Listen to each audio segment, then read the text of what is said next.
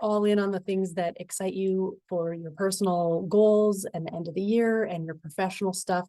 And I don't know about you, but I used to be in the retail vendor space, and my job during this time of year was very stressful. In retail, of course, between Black Friday and the holiday season and shopping and all of that, it was a very high pressure industry to work in. So I knew during that time of year, even before this whole self-help journey I went on, before I was widowed, before I had all these things happen, that I knew that I had to balance out the craziness of my work with fun stuff at home. And that's really what creativity energy is all about. It's about ensuring that you have a release valve for all of the pressures that build up on you every day, day in, day out, big stuff, small stuff, work, personal. All of that stuff can get really heavy and can actually shut down your ability to think creatively, to think strategically, to be healthy physically, mentally, and emotionally. So you really need to have creativity energy as part of your day. And so for those of you that are new here, creativity energy is one of my 7 energies that's part of the flow formula. The flow formula is a 7 energy system that I developed that helps you to create engagement, momentum, and progress and results on the things that you want to make happen. Now, we're not going to take a bunch of time to go through the 7.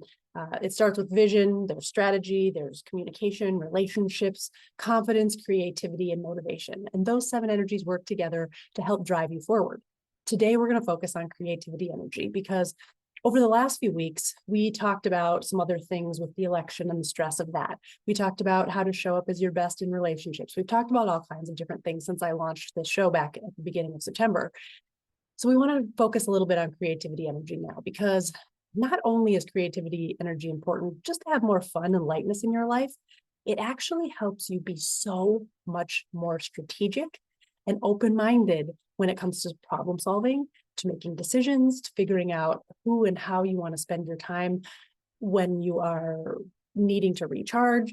So creativity energy really, really is one of the most critical energies. All 7 are important, but creativity energy is one of those that really you have to have this flowing and open and aligned and in check in order to move you forward. So let's think about this. Let's identify for you this week.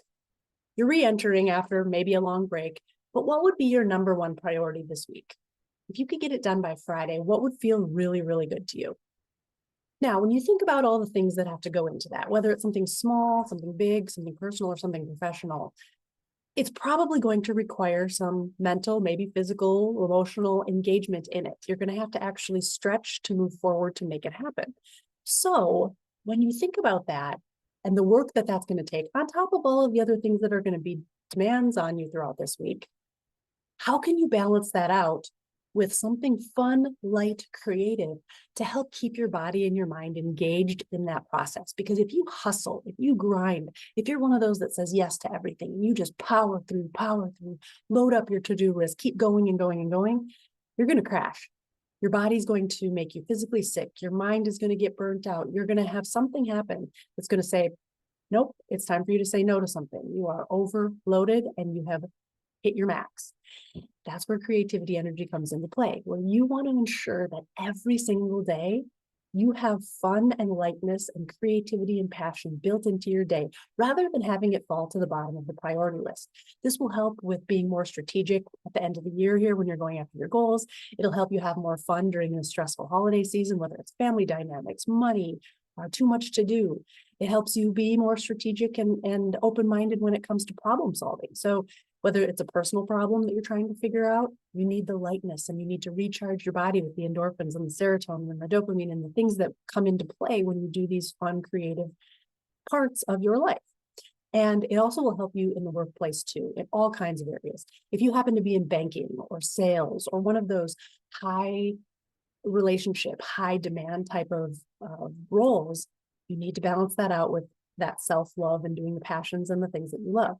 If you're in a high numbers, high tech, what's the word I'm looking for? Communication, digital communication, you need to balance that out with creativity. If you're someone who works solo a lot, like me, I'm a solopreneur, I easily can get burnt out because I'm alone so much. So I have to build in the fun to balance that out. It will help bring the focus back to your mind, to your decision making.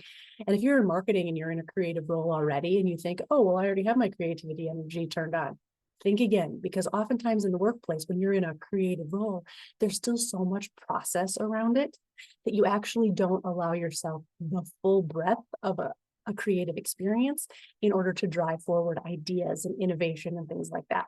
So it's important that you, think about how you want to build more creativity into your life, because for everyone, it's different. As me, I'm an introvert. And so I like to have alone time. And so for me, what I want to do, I wrote them down so that I wouldn't forget. When I have a time for creativity, I want to go to movies. I love going to restaurants and eating out. I love reading. I love concerts and sporting events. And I love relaxing and just chilling out with loved ones, just chatting or not chatting and just doing a little bit of nothing. So for me, those are my creativity boosters. Doesn't mean there's not other things that I enjoy doing, but it means those are my top 5.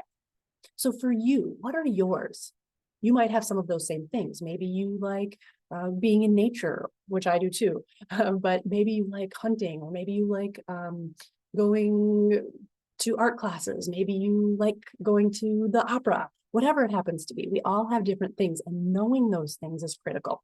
So I want you right now to just write down the 5 top things that you love to do for relaxation, creativity, and fun. And then you're going to take it a step further. When we get off this call, this live stream, I want you to go and schedule right in the moment what you want to do or how you're going to schedule it. So how are you going to schedule those 5 things? So for me, I actually went to 2 movies over the weekend. So I do that regularly. I went out to eat several times over the weekend as well. But how am I going to do that this week? Because I have a huge work trip, 3 cities between Wednesday and Monday. Lots of airplane travel, back and forth across the country twice. So I know that amidst that, I'm going to have to build in the creativity, the fun, the relaxation. And you can feel more than 2 things at once. Remember, I've talked about this in the past. You can be highly stressed, sad, overwhelmed, but you can also have moments of lightness amidst that. As a widow, I learned that really early on. You could feel more than one thing at once and be proactive about it. Now, your energy hack this week is, after you make those 5, that list of 5 things, I want you to think about when things come in at you over this week and over the course of the next month. You need to say yes to the right things, not the things that are going to drag you down. And you need to say no to the wrong things. That doesn't mean you're not still going to have to commit to things that aren't necessarily exactly what you want to be doing every single day. But the things that you have control over, the volunteer things, the optional things, the social things, the extra things, when they come in, ask yourself in your mind, is this something that's going to energize me? And if so, say yes. If it's something that's going to drain you and it's not required and it's something that you don't have to do, say no. And once you can start getting this decision-making process in your mind, it'll go fast. You'll know immediately based on how your body and your mind feel when something arises, a person, a place, an activity, a decision, you'll know, is it a yes or is it a no? So that you can start to fill your life with more of the creativity and less of the energetic drains. So that is Energize to Rise this week. I hope that you got something out of that, making your list of 5, scheduling it. Is it a yes or a no?